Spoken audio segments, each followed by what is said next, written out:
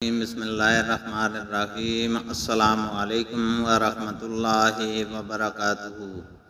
حدیث نبوی صلی اللہ علیہ وسلم ہے، نبی کریم صلی اللہ علیہ وسلم ممبر پر تشریف لائے۔ ممبر پر یہ آپ کی آخری بیٹھک تھی۔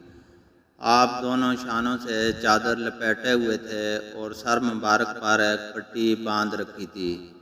آپ نے حمد و ثنا کے بعد فرمایا، لوگو میری بات سنو۔